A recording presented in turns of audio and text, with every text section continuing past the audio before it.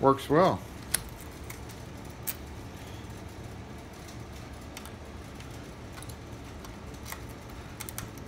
Oh no, my key spins around and around. It's not doing anything. How do I fix it?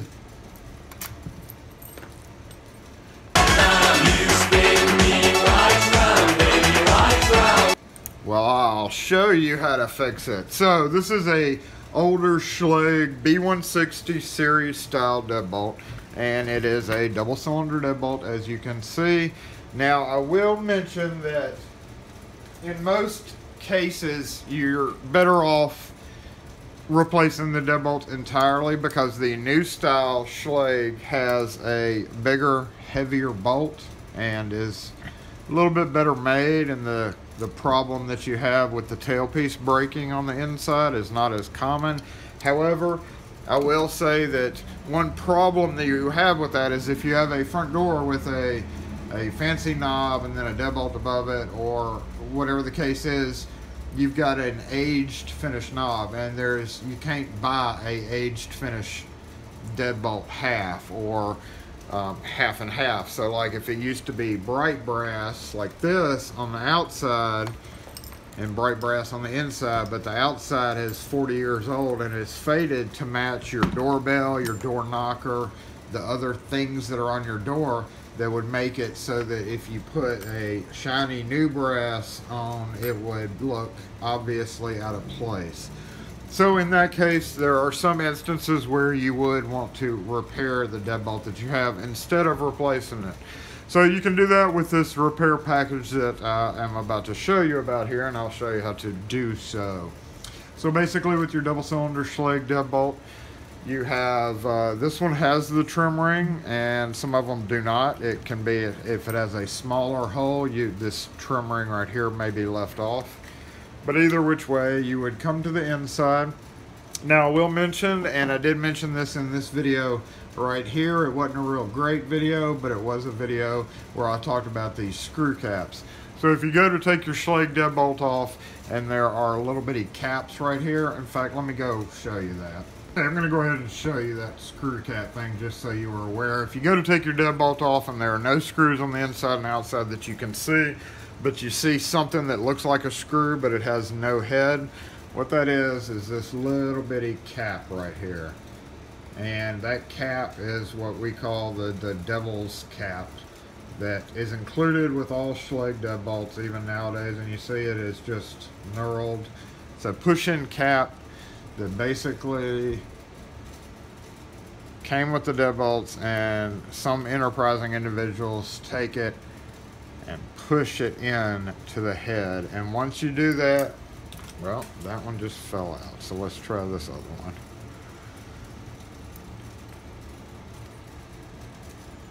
Basically the point was to kind of, and I'm not going to do it too hard, but so basically that's what you would have. You'd have like no screw head there.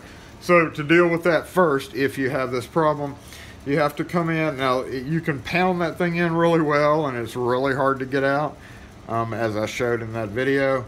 But if you are able to get a very small, I took a flathead and I kind of ground it down to a thin, sharp point.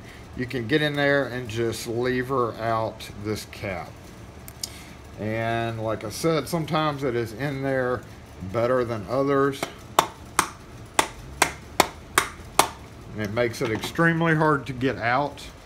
And what I do, you will do a little bit of scarring on the finish right here, but typically this spot by the keyhole is the easiest to get into.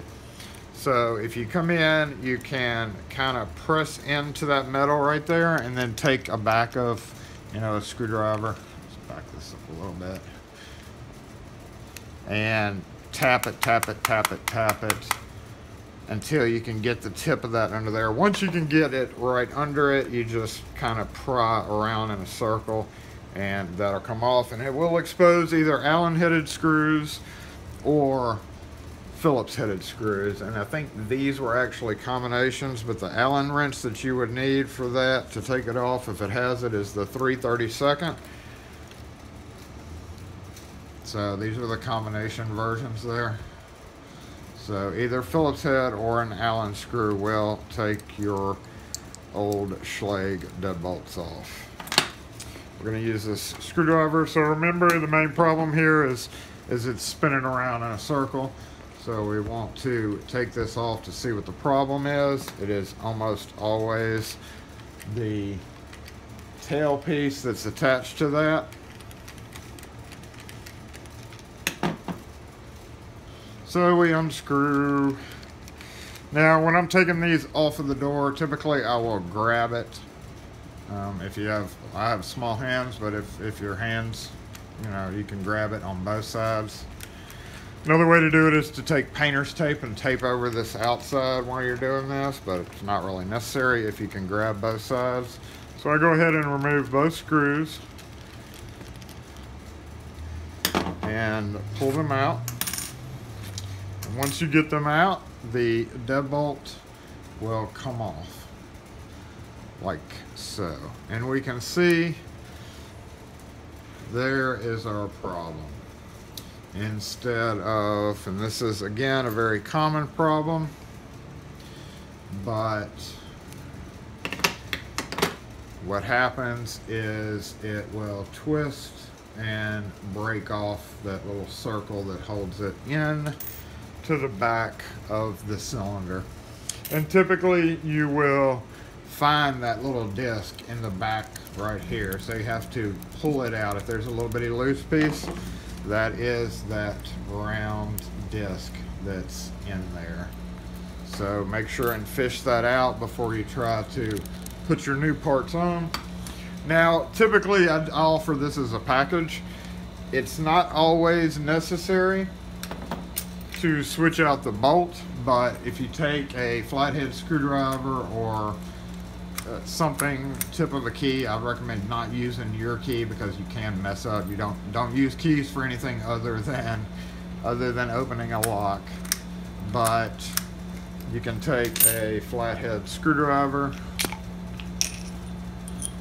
and do the same thing.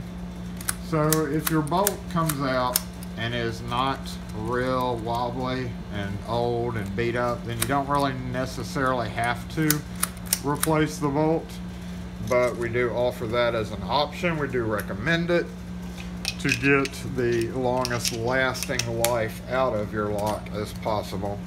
So in that case, you would remove these screws that hold your latch in, and they are typically the combination metal wood screws from Schlage. I have had a fair number of people tell me over the years that these are not wood screws. I guess they see that and think that they're not wood, but yes, they are called combination screws. They are for wood and or metal. So yes, you can use those screws for wood, just to clarify that. So we are going to put a link to, well, I'll probably just let you email me. If you are interested in getting these parts, you can email us at selockandkey, spelled out, at gmail.com. That's selockandkey at gmail.com. Now, one common problem was these adjustable bolts. And I was not fond of the adjustable bolt series. We do have a large supply of the fixed backset bolts, which was 2 3/8. So if you're going to get the whole package, you need to measure your door from the center of the keyway, right where the center of the key is, to the edge of the door, and it should be 2 3/8. For most residential in North America, it's 2 3/8. Sometimes it's 2 3/4, and that's where you will need the adjustable bolt because it adjusts to make it longer. So we see here it's too long, it won't go all the way in, and that means this is a 2 3/8. So again, edge of the door or the front of the bolt, if you're going to take it off and measure it, front of the bolt to the very center of that hole right there should be 2 3/8 inches. So to put your new one in, we're going to take the new bolt and we're going to insert it into the hole. We're going to include 2 screws, brand new ones, in case the heads are stripped out on yours. And we're also going to include 2 of the a little bit longer screws. I prefer these a little bit longer screws, especially if the holes are wallowed out, because these screws are just long enough not to break through your hole on the inside. And I have a feeling that it provides just a little bit more forced entry protection. Instead of having short screws, I feel like having maybe longer screws there. With pilot holes drilled, you need to drill a tiny hole a little bit deeper so that you don't split any wood. But ideally, you go back with these. You can always just go back with the new screws that we provide. So you're just going to go ahead and do that. Put the screws back in. Now, before you get to assembling the inner and outer parts of the deadbolt, I will show you a trick to that, and it's very common with these locks to get your timing off, which means if you put it back together with the bolt in like that, sometimes the key will not go correctly, like it won't come out. It'll lock, but it won't unlock, and the key won't come out. So to avoid that, once you get your lock in the door like this, take your flathead screwdriver, stick it in the center portion, and extend the bolt.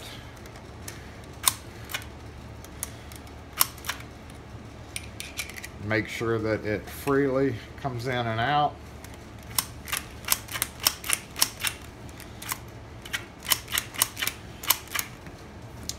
And once it is, leave it in the extended position.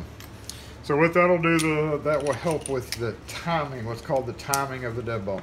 So I'm going to take a second to talk about different measurements here. Different measurements of these are dependent on how thick your door is. So there's basically four to five different lengths. We're going to say 4 for simplicity's sake. There is the 1¼ inch size, which is the longer ones. These are typically used on doors that are 2 and over 2 inches thick. So they would be, this is a standard door prep. Where are we? And we see it is 1 3/8. If I can get a camera measurement, 1 3/4. I'm sorry. 1 3/4 is your standard thickness door. If it's 1 3/4 door and you have standard cylinders that look like this, with the cylinder being recessed and the screw on this side, if the cylinder is longer and the screw is on this side, that means it sticks out the back further and you need a shorter one. But overall, the most common ones were the 1 inch size for 1 3/4 door. So again, your most common ones are going to be the 1 inch size, which is right here. And if you have a thin door, or an 1 3/8 door, which is a thinner door, sometimes found on older homes on the outside doors, or if you have a deadbolt on an interior door that is an 1 3/8 instead of 1 3/4, then you would be using these little shorter tail pieces for it. Those are 3/4 of an inch long. And finally, if you have the old style Schlage deadbolts, and you can tell them, you can differentiate them, and they have a solid body versus one where you can remove the cylinder. You can see the difference. The cylinder does not come out of this one any which way. This one, you remove this screw and this cylinder will come out. With these old deadbolts, frequently you would find them using the very, very short 1/2 inch style tail pieces. These rarely break. They don't break as much as the 1 inch, simply because they're a little bit shorter, and that makes, I think, the torque change up a little bit. So I don't see nearly as many of these breaking. Again, by far, you're going to need the 1 inch if you have a standard 1 3/4 door. So the first thing you do, even if your tailpiece here looks okay, the one that's not broken on the side of the door where it's not spinning, even if it looks okay, since you're doing this, you want to go ahead and replace it anyway. because the kits only come with two, because again, we recommend that you switch out both pieces. So holding the deadbolt in your hand like it would be on the door, we're going to turn it around, and we're going to have the cylinder, top of the cylinder up here. We're going to take the tailpiece and we're going to angle it, insert it into the hole. Again, make sure your broken piece is out of there. We're going to angle it into the hole and then drop it down. And then once it's there, you want to turn all the way until it stops, and then all the way back the other way until it stops again. So you want to make sure that it's fully seated. And if you turn it vertically in line with the cylinder, this is how it's going to be going back on the door. And you can check to make sure that it's in properly, because it will hold. It will only come out at this position by angling it. So turn, insert it, turn it till it's vertical. Make sure your keys are not in the door while you're doing this. We're going to get the inner part and we're going to insert it the same way. We're going to turn it and rotate it. Sometimes it's a little catchy, but you can uncatchy it by just kind of seating it like I'm doing here. You know, put it in there and make sure it turns okay. And again, just like in the other one, we are going to have it vertically. So on each one of those, which I will show you on this thicker body, one side is curved and the other side is flat with a groove in it. So basically in the lock, the two flats are going to be going up against each other. And we will zoom in there. So this will be coming through with the curved part on the outside, which you can see on the latch here. It is slightly rounded on the outside. So that will be on one side, that'll be on the other. So the two flats are basically hitting up against each other. With the bolt out, again, we're going to go ahead and put the inner and outer portion on. Let me back this up just a little bit more. So I grab the outside part with my hand, make sure that tailpiece is still securely in there and it is vertical with the bolt out. And looking through this side, I'm going to carefully guide it through the hole in the center until it's in. So you know it's going to be too long. If it sticks out a lot, what happens is too long.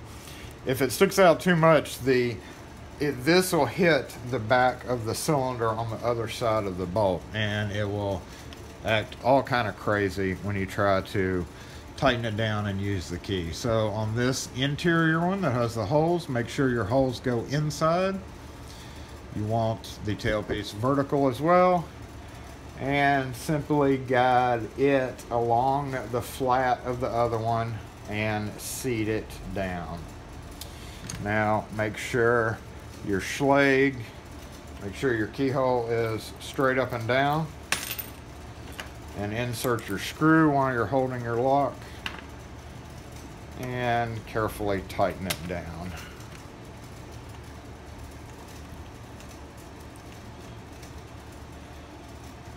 Alright, I do not tighten it all the way until I have, I will tighten both screws down almost all the way.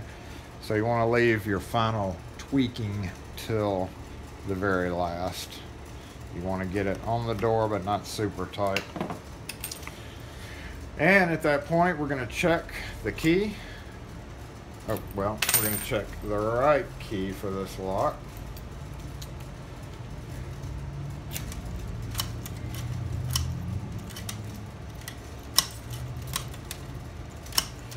I'm going to go ahead and turn it a few times. Sometimes needs a little bit of a break-in period. You can do that by just turning it a few times.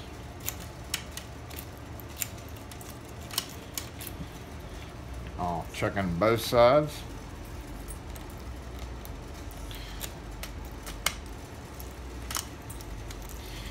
Now you can sometimes tell if your bolt isn't quite lined up right because you will see a ring.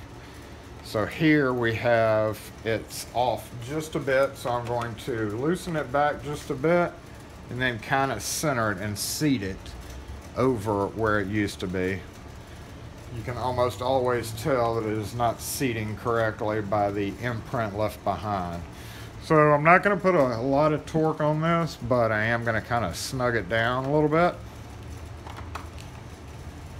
until it's decent tight, not overly tight. We're going to try our key again and make sure everything works, make sure the key comes out, and make sure it locks and unlocks correctly on both sides of the lock. And that looks like that we have it fixed, guys. Now, there's a reason most of the time those parts break because your lock is out of line with the latch. So after you get that fixed, if you close the door and the lock, you have to like lift the door up or push or pull to make the door lock. You need to adjust your strike plate. That's where this hole, where this goes into. You can adjust it with a file. You can, if you have a hammer and chisel, you can just unscrew it and then lower it or move it up. You can also get a bigger security strike plate with a little bit bigger hole if you have constant problems. But otherwise, this part is fixed and you can go happily on your way with your 40 to 50-year-old finished lock and it will still match. So anyway, again, if you have any questions or comments, let me know. If you need some of these parts, we will be glad to help you with them. Again, simply take it off your door or measure your door. It's always best to take it off because you never know when you may have longer cylinders in there that's not obvious from the outside and you need these shorter ones. Of course, you can always cut it with a hacksaw or a pair of like side cutters or something. Not side cutters because this is pretty good steel. You need a big pair, like a mini bolt cutter to cut it. However, these are more expensive than these and medium expensive to the other ones. So if you have a super thick door, unfortunately the longer tail pieces, number one, are way more prone to breaking because of their length and the leverage that you're able to get with them. But the 1-inch tail pieces, which we installed here, again, is your most common. So if you have any questions or need to place an order, you can give us a call at 601-362-0541 is our shop number. We mail out stuff every day, be glad to help you. Or you can email us and give us the details on your locks and whether you need the latch and which length bars you need. So remember, 1.25 inch bar, 1-inch bar for your standard door, 3/4 inch bar for a 1 3/8 door, or 1/2 inch for your older style deadbolts. So anyway, let's keep those old fellas alive, the old Schlage. Don't want to mess up the finish or the beauty of, say, an antique brass handle set on your door by making it two-tone, by putting in a new lock with a different color. So thanks for watching, guys. If y'all have any questions, let me know. If we can help you with any of the kits that we have ready for this, we'll be glad to help you. Just shoot us a message. Thanks again.